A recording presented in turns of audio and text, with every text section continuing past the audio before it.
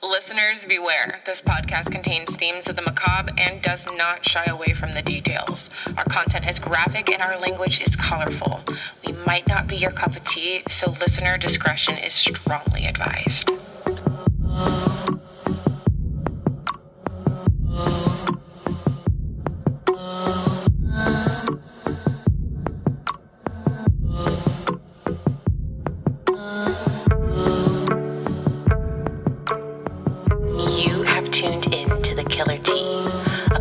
Hosted by two best friends with a proclivity to decipher the deeply demented minds of murderers.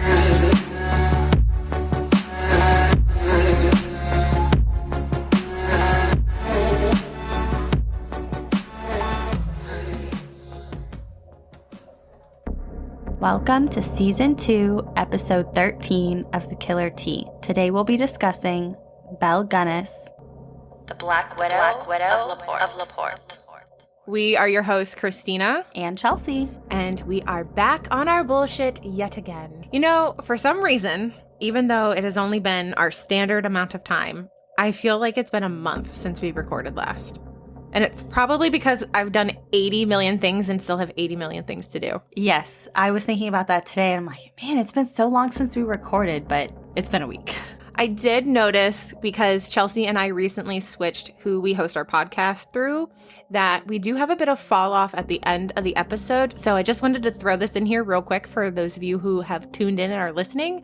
We have merch, which are just buttons and stickers. Yes. If you go to thekillertea.com, you can order that shit, get it through PayPal, and have it delivered to your house. So buy a button, buy a sticker. Buy that shit. Support your local podcasters. Anyways.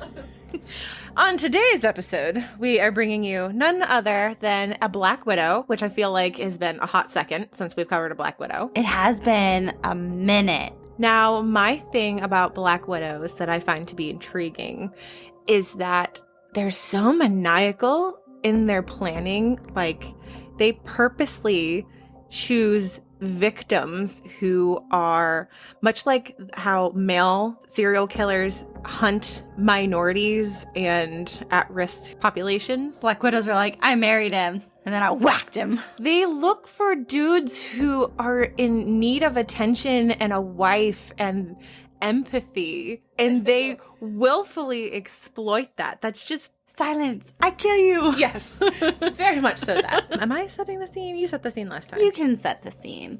We are going way back to 1859 in Selbu, I think I'm saying that right, Norway, where Belle Gunness, who was originally born Brynhild Paulsdatter Storseth, on November 11th, 1859. But I have also heard that she was born on November 22nd, which is the day before my birthday.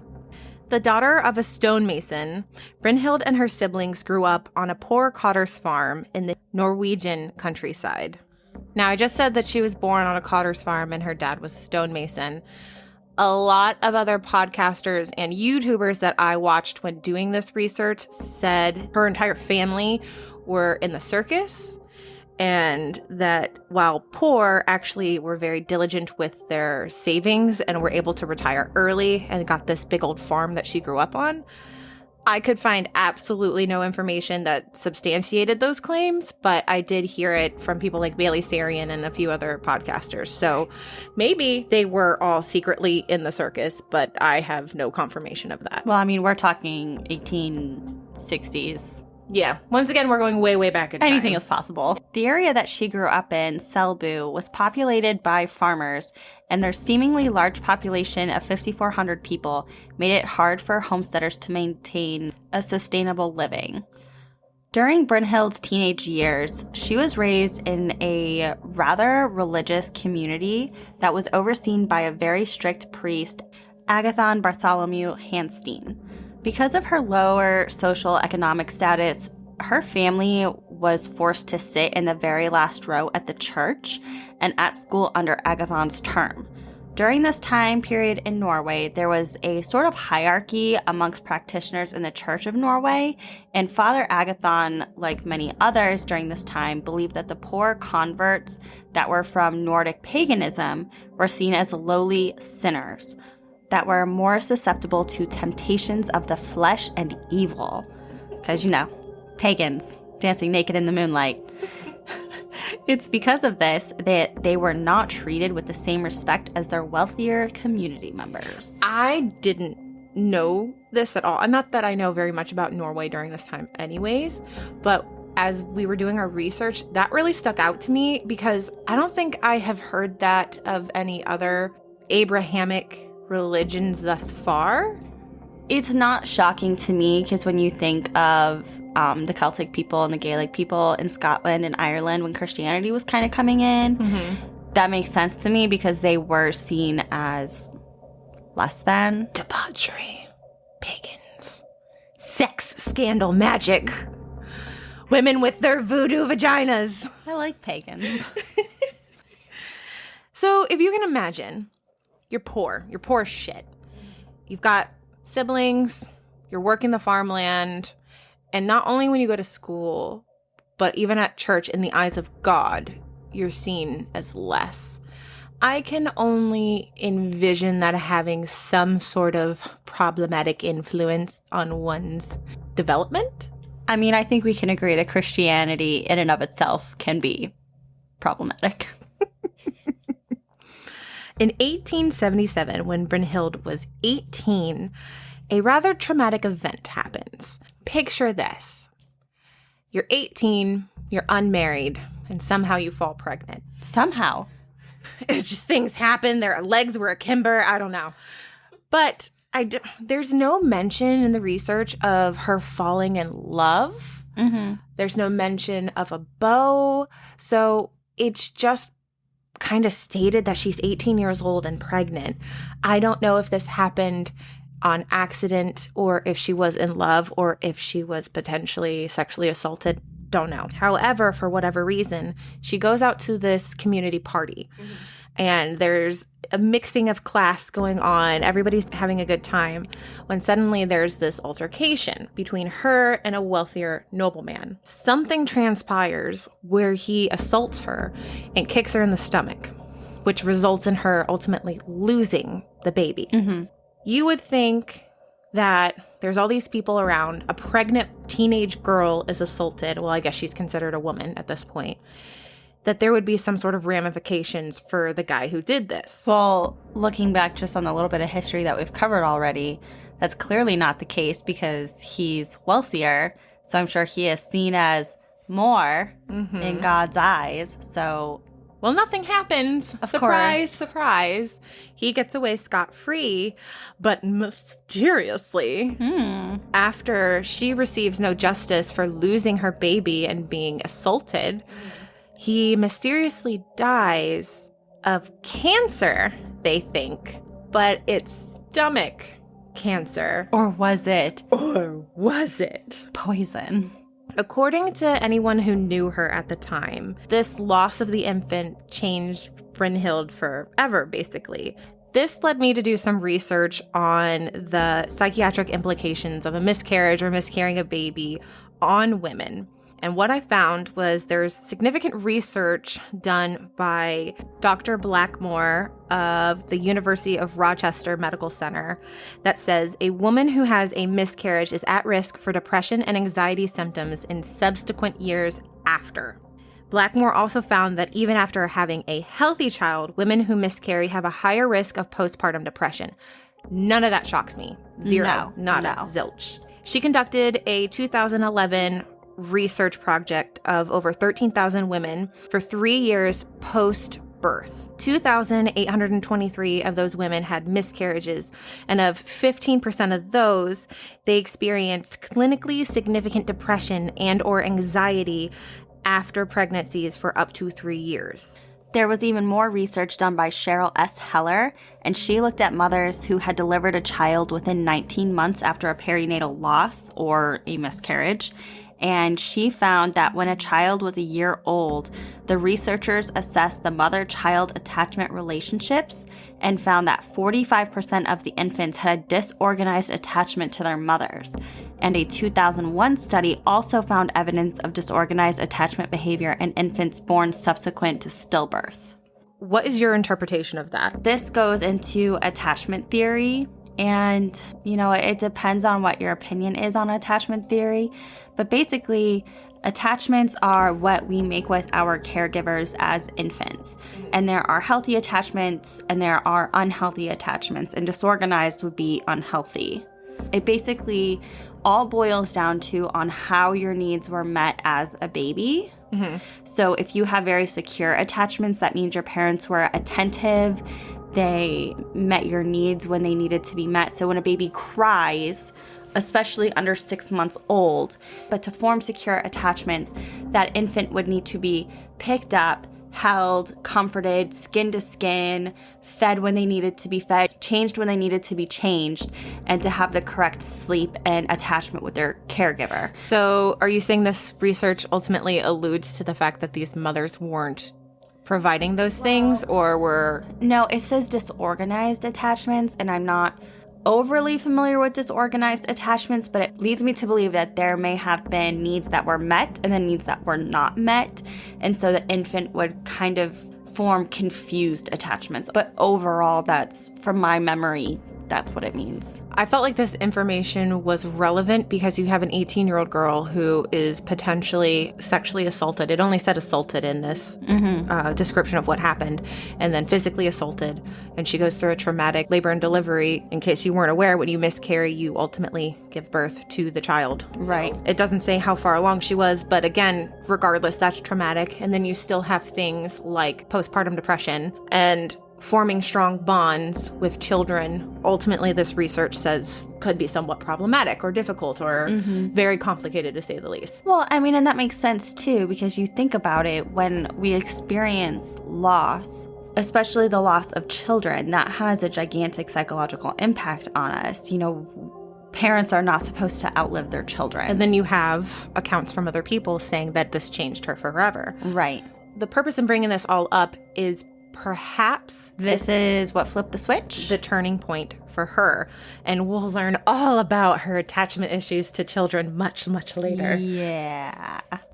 Later that year, her sister Nellie immigrated to the USA in pursuit of the American dream, a new life, prosperity, and wealth. During 1866 to 1870, there was a great period of financial depression in Norway, which we already knew from the girls growing up that they were already poor. There were already too many people in this town. So she goes to America hoping to create this better life, and another 15,000 Norwegians would leave during that time period as well in pursuit of the same exact things. My research did show me that a lot of this immigration was based on false promises. But most of these Norwegian immigrants were, just everyday workers. We're talking about day laborers, artisans, farmers, servants, seamen, fishermen, just your people who take the general labor positions, which as a bustling country, America needed.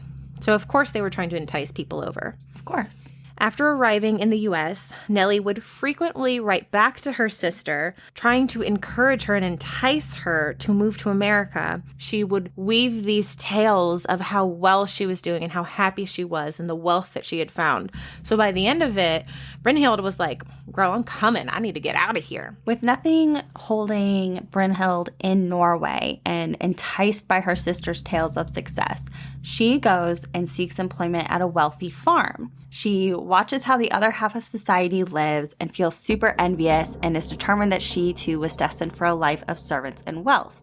After 3 years of working at this wealthy farm, she finally saved up enough money to follow her sister Nellie to America. Brynhild moves to the United States in 1881, and after landing in Chicago, like many immigrants of the time, Brynhild took on a more Americanized name, Belle Gunness. Personally liked Brynhild better, but that's just me. Now, she goes back into the work that she's always known. It's traditional servitude. That's what she's done her entire life. That's what she can do here. But she's back into this atmosphere of watching the other half live with all the things that she wants. Sometime during all of this, our strapping young lady who stands a whopping 6 foot tall and is around 200 some pounds. She's actually seen as very desirable. During this time, voluptuous ladies were the hottest thing, especially when you put them in corsets, and she boasted having this rather large bosom that was considered very, desirable. It wasn't long before she ultimately caught the eye of I don't want to say wealthier, but potentially wealthier man named Mads Sorensen. In 1883, and at the age of 24, they were married. This left Belle with everything she had wanted: property, a distinguished social title, financial security, and a beautiful city home. But she wanted more. She wanted to be like the wealthy families she had spent her youth serving. She wanted more finery, more money, more status, maybe more power and freedom, like those afforded to her attacker, who seemed to be above the law because of his status. Maybe that was the motivation for her? I wonder, because her first real experience with the wealthier class is this man is somewhat untouchable and he gets to get away with this heinous crime that traumatizes her for the rest of her life. I don't know. Could be. Maybe. Her and her husband go on to open their own candy store in 1886, which was a wildly popular thing to do at the time. For a while, the business was doing really well. But as business started to decline, Belle discovers a new way she can supplement some of the money she was losing at the candy store, which is relocating unwanted children. Now, this is a thing in America during this time because there are a lot of people who do this. We already covered one Black widow who did this. And it's called baby farming. And while she begins relocating unwanted children, she discovers there is an abundant demand for backdoor illegal abortion work. So, naturally, she's going to do both of those things. It is unknown what happens to all these unwanted children. But Belle and Mads go on to have 4 children of their own: Carolyn, Axel, Myrtle, and Lucy. Oddly enough, Carolyn passes away as a baby from acute colitis. Now, if that sounds familiar, we have actually covered 1 or 2 Black widows whose husbands magically suffered from the same stomach. Weird stomach virus that's going around. Very odd, kills lots of babies and men. In case you need a refresher, the symptoms of acute colitis are as follows: nausea, fever, diarrhea, vomiting, lower abdominal pain, and cramping, which, as you know, are oddly similar to the symptoms of arsenic and rat poisoning. What a coincidence. What a coinkydink. Oh, and of course, Carolyn was covered under life insurance, and the life insurance company paid out. For whatever reason, who knows what that reason could possibly be, Belle does decide to keep one of the older, quote-unquote, abandoned children, Jenny Olsen. While we can surmise it was a relatively easy to fake a pregnancy and pretend abandoned babies were her own, the adoption or fostering of a school-aged child is a little surprising. Yeah, I don't get it.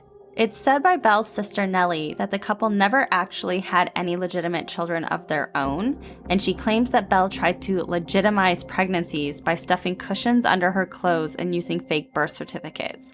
It is unknown whether or not this was done with Mads' knowledge. Because she worked during the day and Mads worked at night, because he was the department store detective, which were the people who came out if you were shoplifting and, yada, yada, yada. They got you. Because their schedules were never really in sync, she kind of lived her own life during the day. And there's a very good possibility that he was none the wiser. I mean, there's no information to say that he did or didn't know. But I'm gonna go with that he probably had no idea what she was up to. In 1895, this ends up being a really, really profound year for our good old Belle. And it has to do with somebody else that we've talked about before on this podcast. Could it be the most prolific serial killer? The very first serial killer of America? All right, y'all. Who killed hundreds and hundreds of people? Let me live my life. Okay, if you haven't listened to H.H. Holmes, I grew up with this folklore around him and thought he was like the most prolific serial killer, and I was so fascinated. And then we did an episode on him. And she was so disappointed when I was like, no, he was just an insurance fraudster. However, he was prevalent in Illinois and in particular Chicago. He made all the local papers. And this actually went on through most of the 1880s and 1890s because he was caught periodically doing these, well, allegedly doing these heinous crimes. Well, I mean, he was caught a lot for insurance fraud. I mean, a lot. So you can imagine, as a wealthy to-do lady, that you're probably well-read and reading the newspaper and learning about insurance fraud. We know we're surmising that she committed insurance fraud on her first baby, but she had yet to set anything ablaze, which then becomes her favorite thing to do. So I don't think it is too far of a reach to say that maybe she picked up a thing or two from reading those articles on H.H. Holmes. Could be. I mean, we know from our research on Holmes that the most accurate news about him was in the local papers in Chicago. And it was really only once the national newspapers got a hold of his story that it became sensationalized. Well, in 1895, mysteriously, their candy store that they worked so hard for burns to the ground. Now, initially, the insurance investigators are suspicious. And they do an inquiry, but they don't find anything. So she gets her first arson payout. And then not long after, in 1889, a second fire claims the family's home and the life of their child, Axel, which is very suspicious. But again, investigations are done, nothing is found, and insurance policies are paid out. On July 30th of 1900, Belle's husband, Mads, coincidentally died on the only day in which his two life insurance policies happened to overlap. Of all the coinkadinks to ever coinkadink. Yeah. The neighbors had seen him playing with the children in the garden just 1 hour before his death. The next bizarre twist happens when the first doctor who examines the body finds his death to be suspicious, determining that he had been subjected to strychnine, which is rat poisoning. But the second opinion, that of the family doctor, said since he had been treating Mads for an enlarged heart, the death had been caused by heart failure. Surprise, surprise, an autopsy was considered unnecessary. Apparently, no one thought twice, minus obviously the first doctor, when Gunness told the family doctor that she had given her late husband powdered medicines to help him feel better. That's not, you wouldn't think, okay. And it's also worth mentioning that the family doctor was one of their tenants and considered Belle to be his friend. One thing that I remember hearing is that Belle was a very confident woman. And so when she said something to you, she said it with such confidence that you would just kind of accept what she said as the truth. This is a theme that will continue to repeat itself and repeat itself and repeat itself in this story.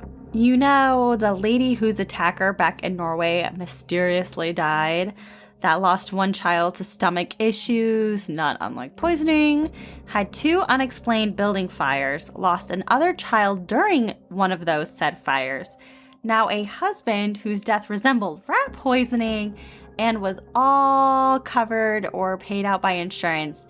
This is not suspicious. Not at all. She's fine. Just having some really shitty luck. Yeah, just the worst luck. The worst fucking ever. luck. A day after her husband's funeral, she's running off to the bank and cashing that check from the insurance.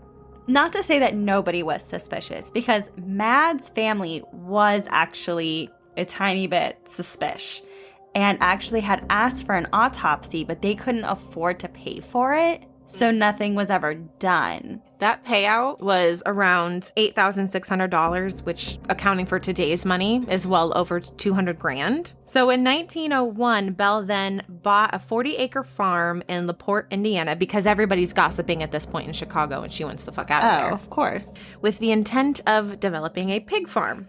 Okay, we already went through this pig farm shit in the last episode. But she was a farmer. So maybe she wanted to feed her victims to the piggies. Maybe she just knew how to be a farmer and that's what she wanted to do. I don't know.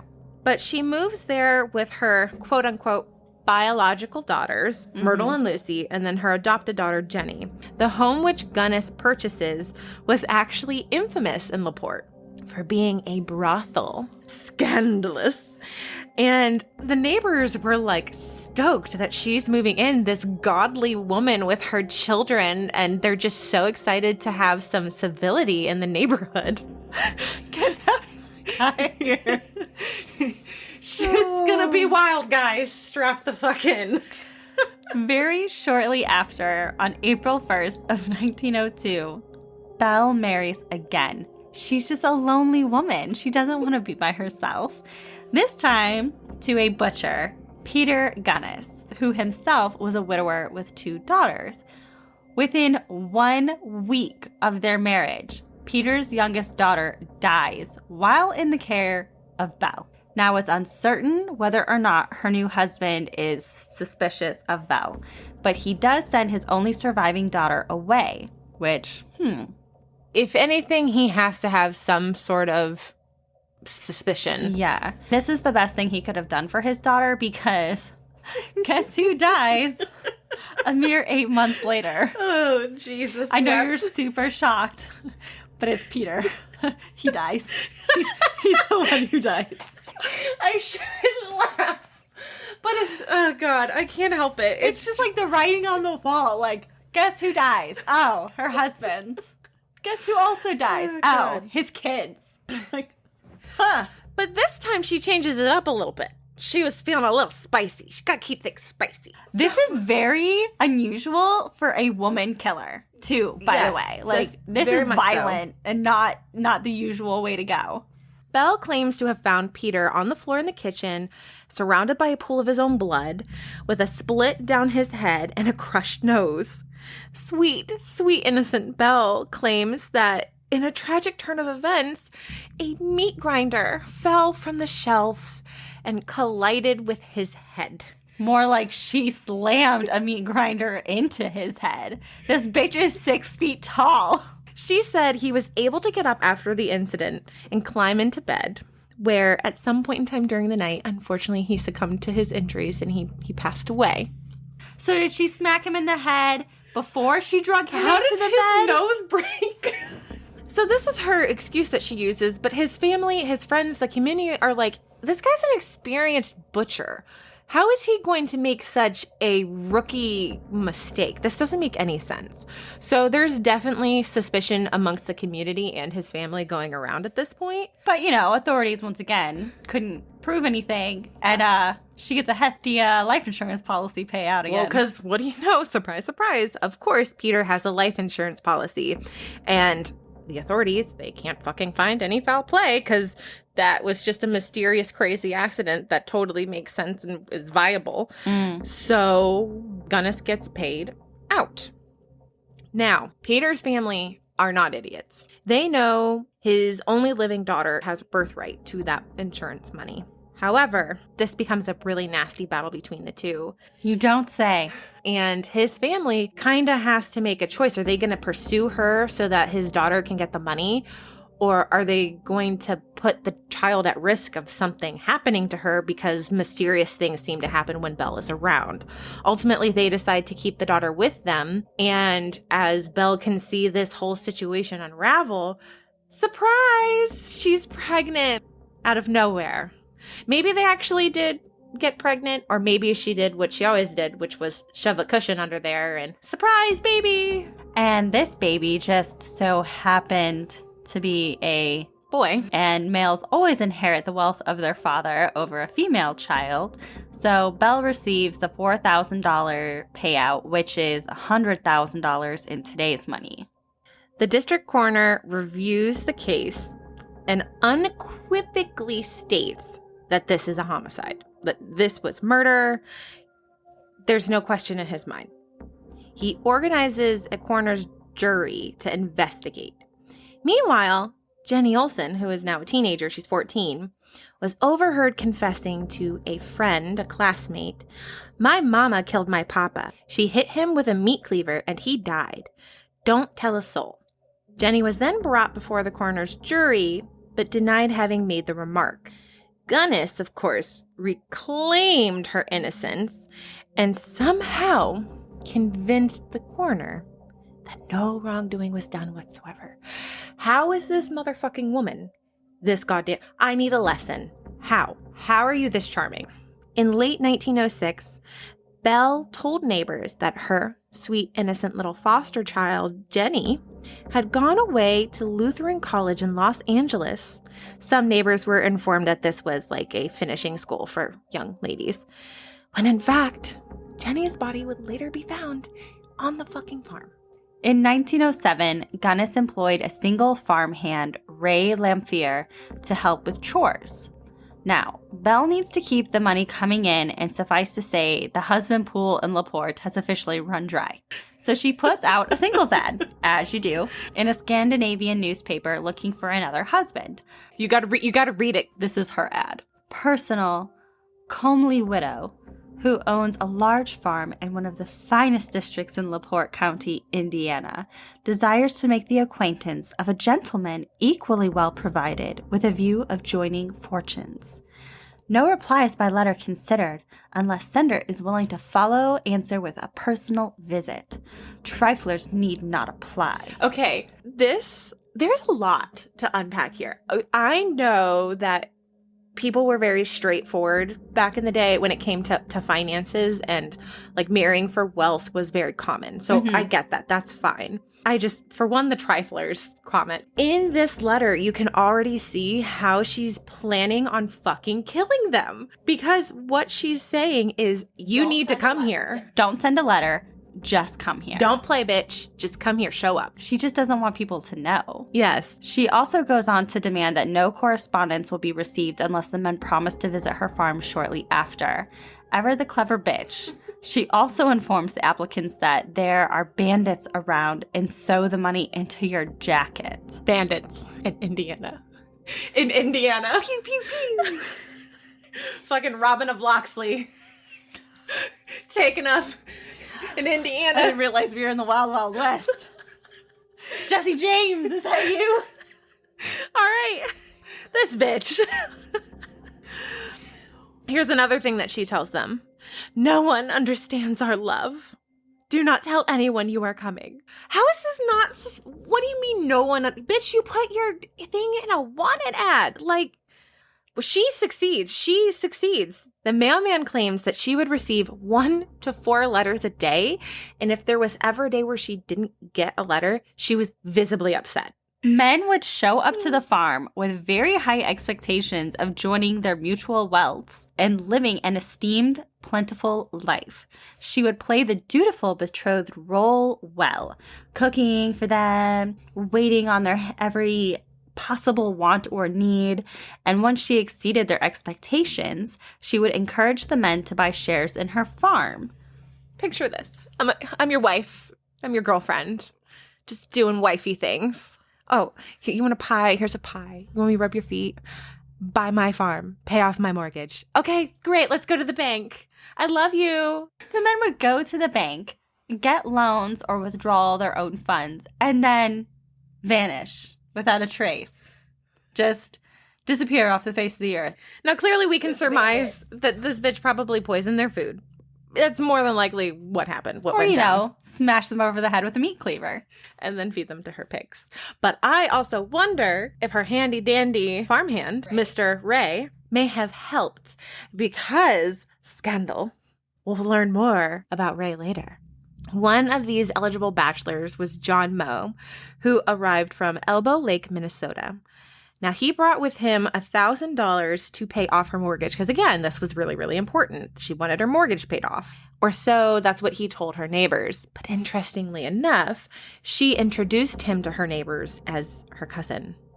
And, took the money, he disappeared, yada, yada, yada. Next came George Anderson from Missouri, who, much like Peter, agreed to pay off Belle's mortgaged should they get married. They were also immigrants from Norway, which I also find very interesting. Later that same night, after they've had a great dinner together, she's wined and dined him, and they've talked about financial prospects and joining their wealth together and all those things. He goes up to bed, and he wakes up in the middle of the night to her holding a candle over him with this nefarious look on her face. And as soon as he opens her eyes and their eyes connect, bitch runs into the other room. Like nothing fucking happened. She just runs. Now, Anderson is like, shit, guys. This is some fucked up stuff. And runs like the Dickens out of fucking town. And is the only one to survive, well, only one of all the suitors to survive her. At one point in time, Belle starts getting deliveries of these gigantic trunks. Dare I say, human-sized trunks? The delivery driver, Clyde Sturgis, remarked at how the 6-foot-tall, heavyset woman would lift the oversized trunks like boxes of marshmallows. Well, she's a big bitch, okay? She's a big bitch. And she's a farmer. She's probably packing some guns under her little corsets and pretty dresses. Well, regardless, she moved that shit onto her shoulders like a grown man and carried that stuff into the house herself. She's an independent woman. She's need no man. She's an independent woman. She also kept the ongoings of her household very private. She'd close the curtains, shut the shutters, all that stuff. But it's said that neighbors had seen her digging in the pig pen. If you remember that she only had one farmhand, Ray. Well, it seems that Ray had fallen head over heels for our Belle. And dutiful though he was, he wanted Belle all for his own. He had begun to get more and more jealous at the increasing number of suitors Belle was ensnaring. Love triangle. It's love triangle. Love triangle. Now, we do think that Ray possibly helped Belle dispose of the bodies, and that she may have even made some very big promises to him if he would be loyal and help she's her. got to manipulate him. So She's got her claws really sunk in. and he's only 30. He's a baby. I mean, he sees this woman who is at the standard of the time, the desirable body type. She's well off. She's an independent woman. She loves doing farm work, and he is a lowly carpenter / farmhand. So for him, like, wooing her is pretty prosperous. And I would imagine that she's able to manipulate this to get him to do anything at her beck and call. Probably. Which is probably involves, a beheading or two. He eventually goes on to confess his love to Belle and fully intends to court her, but she rejects him. And this causes Ray to make a humongous scene. Gunness eventually fires him on February 3rd, 1908. But Lamphere wasn't having it. He threatened to spill the beans on all of Belle's dirty deeds. This resulted in a nasty back and forth in court where she declared that her former employee was not in his right mind and was a menace to the public. However, like she always did, Belle managed to convince the authorities of her lies. He tries to manipulate her by saying, if you don't marry me, I'm going to tell everybody about your business.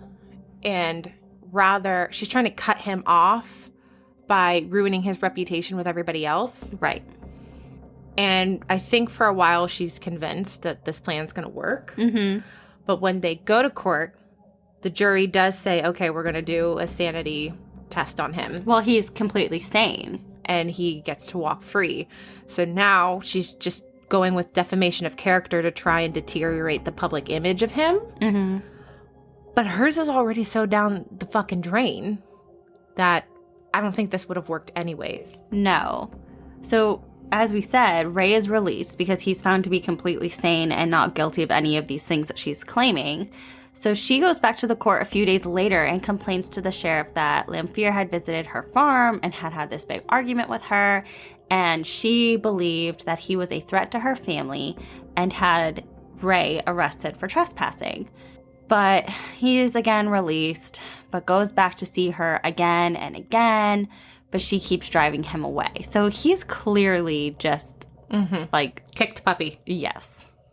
Andrew Hagelian was another suitor that had come to the farm and disappeared.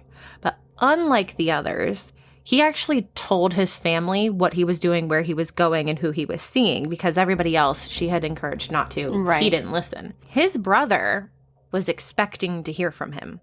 And as time went on and there was no word, he got really concerned, suspicious, all of those things. And he decided that he was going to reach out to Belle.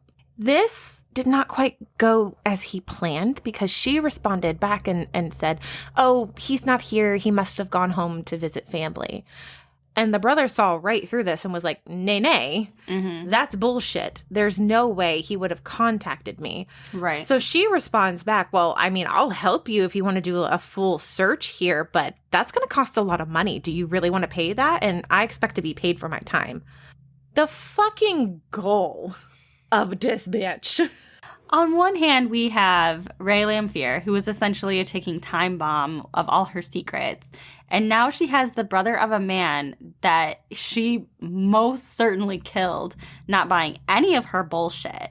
What's a murderous girl to do? Devise a plan to kill everyone in a fire and disappear. Here we are. Everything's fucked. How is Belle going to get out of this? She goes to a lawyer in Porte. Tells this lawyer her whole spiel about being afraid for her life, that, Ray is a dangerous person. He's been making threats. She's worried that he's going to burn her house down. So she wants to leave all of her wealth to her children and wants him to make a will, setting this all up. She's essentially creating a footprint that is going to allow her to escape unscathed. In my personal opinion. She essentially leaves everything to her children. She did not go to police to tell them about Lamphere's allegedly life-threatening conduct, by the way. We can only make assumptions and guesses, but I guarantee you she didn't do this because they probably actually would have done something about it. It's the same reason why she was going to civil court and not going to the actual police. She did not want authorities on her property, and she most certainly did not want them getting in her business. So I think all of this is a grand setup for, like I said, her escape. The farmhand who replaced Ray woke up in the middle of the night on April 28th to the smell of smoke in the home. Now, his room is on the second floor. And when he opened the door, he saw that the entire house was literally engulfed in flames. He's calling out for Belle. He's trying to find the kids. He's trying to do everything he can to locate, the other people in the home. No one's answering. No one's responding. No screaming, nothing. So he jumps from the second story window and gets the fuck out of the house.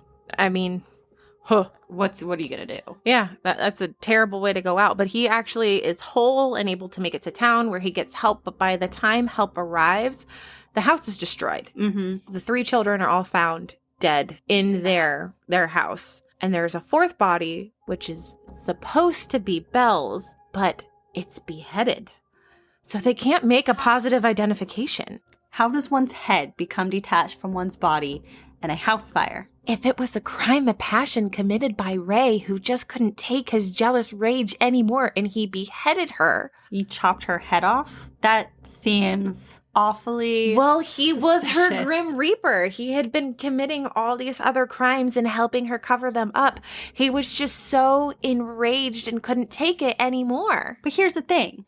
The head was never found. There was no head. Ray was arrested. He was the most obvious suspect. And not without reason. Well, of course, the sheriff had heard all about Ray's alleged threats, and all it took was him looking around and seeing the children still in their beds and a decapitated body, and the sheriff was like, "It's Ray. I knew it." Obviously, the body of this headless woman becomes a deep concern. They want a confirmation that it's her. But it just never happens. They examine the remains of the headless woman, and they say that it was not Gunness. However, there is dental records that say, well, yeah, it is. And then some that are saying, well, yeah, no, it isn't. So, it's still kind of a fucking mystery. Even to this day, when they tried to do DNA testing, they still couldn't confirm whether or not it was her. Right. To the credit of this story, it is a big mystery. Ray doesn't help his case in this at all. When he is eventually confronted by the sheriff, he says, and this is a direct quote, "Did Widow Gunness and the kids get out all right?" He was then told about the fire, but he's completely denying that he has anything to do with it. There is an eyewitness. A young boy claims to have seen Ray running away from the house. Ray claims that this is just outright bullshit and even says to the boy, "You wouldn't look me in the eye and say that." And the boy replied, "Yes, I will.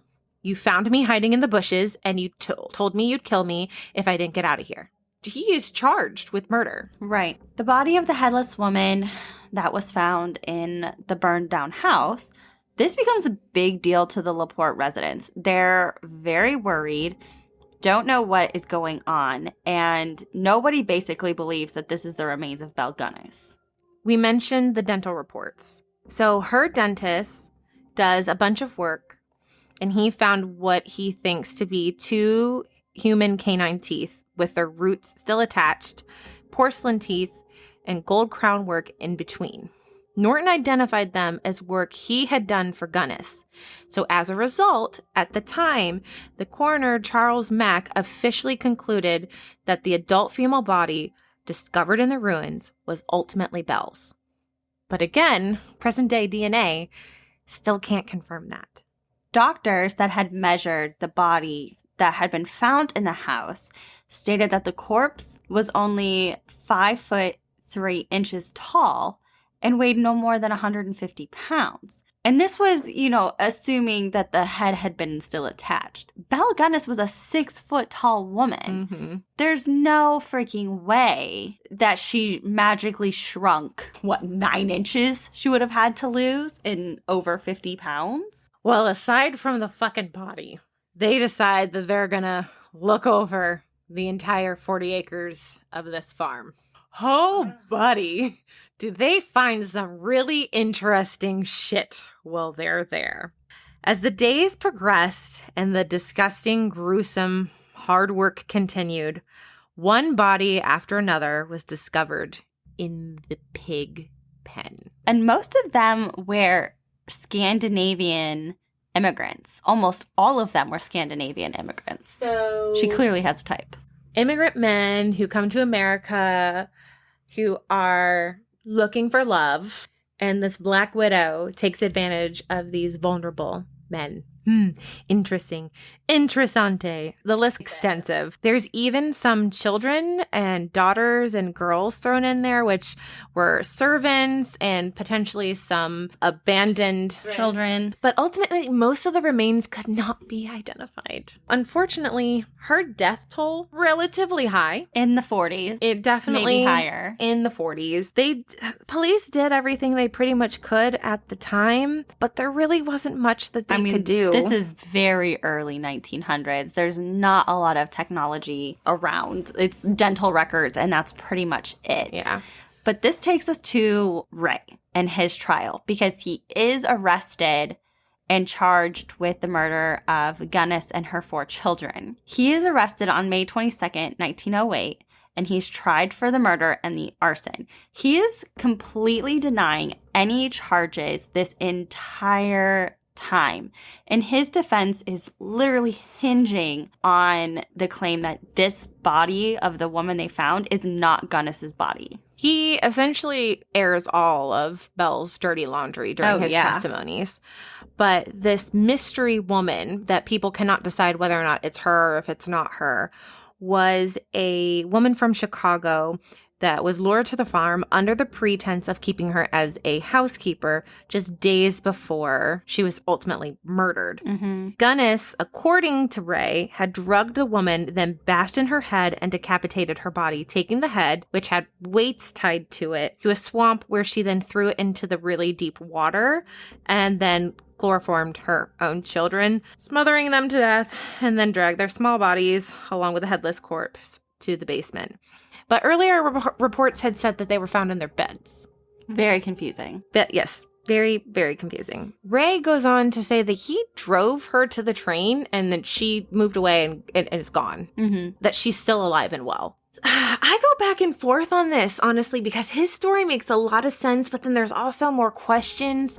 I don't know. I don't know what I believe. This is all very convoluted and very weird. Gunness was, for several decades, allegedly seen or sighted, at the very least, in towns throughout the United States. But I can't take much of this seriously because by the time that we're at this point, she's an urban legend. She's folklore. Yeah. I don't know.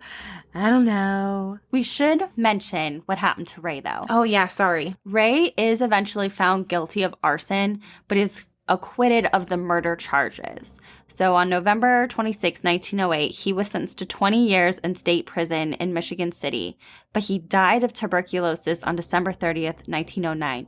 I feel bad for him because I don't believe that he had anything to do with it. I think he was like her Grim Reaper. I think that he was involved in her murders before. I don't think he actually had anything to do with burning her house down. That's what I mean. On November 5th, 2007, with the permission of the descendants of Belle's sister, the headless body was exhumed from the Gunness grave in Forest Home Cemetery by a team of forensic anthropologists and graduate students from the University of Indianapolis, with the goal to figure out the true identity. It was initially hoped that a sealed envelope on a letter found at the victim's farm would contain enough DNA to be compared with the body, because by 2007, DNA has advanced, leaps and bounds. But this is what I was saying, what years later they weren't able to make a positive identification. Which leads us to believe that bitch hopped a train and chucked up them deuces and probably went back to Europe. I don't believe that someone like her would stop. No. And there is a memorial in her hometown for her. Really? Yeah, there is. I watched a very old film that was done on her. And it's on the family property, and it's just like a simple plaque memorial. But it's folklore there as well. I mean, her story, this was news to me. I didn't know. Our friend Tara, who was featured on several episodes last season, actually brought her up to our attention. She sent us a TikTok. Yes, that thing that we are on, we're gonna do, but don't do. So, okay. Anyways, Dahmer scale. What do you think? What are you thinking? Because bear in mind, she's a Black Widow and she does poison, but she also dismembers and beats people and feeds them to her pigs. I feel like this entire episode, we weren't taking anything seriously. Like, we haven't laughed this much through an episode I feel like Black Widows just do this to us. Mm-hmm. We just giggled like the entire time, and it's not funny. It's not funny. It's just how fucking ridiculous it all is. She is like a 7 for me. Yeah, she's a 7 for me. Hey, if history has taught us anything, hell hath no woman with a bit of arsenic.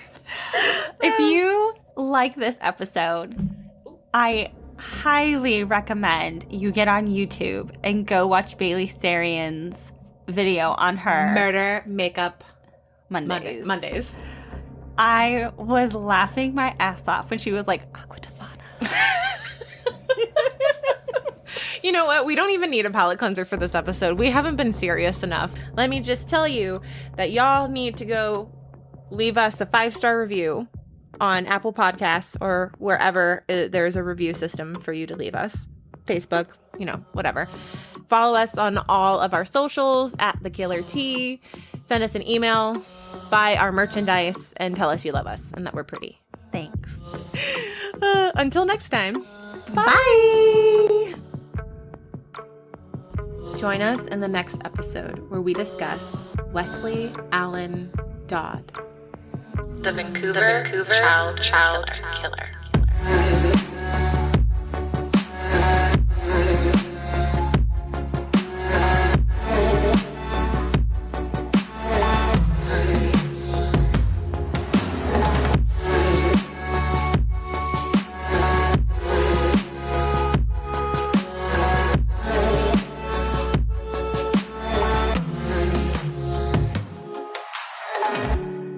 You are listening to Season 2, Episode 13 of The Killer Tea. On today's episode, We will be discussing Belle Gunness, the bitch of Porte.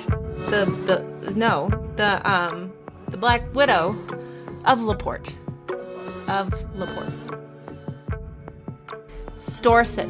Fuck my butt! Storth. Why can't I say the other S? Fuck! I fucking hate this place! I'm just here to fuck up all the things. The home witch Guinness. Of course, she was a snitch. Snitches get stitches, Christina. Oh my god.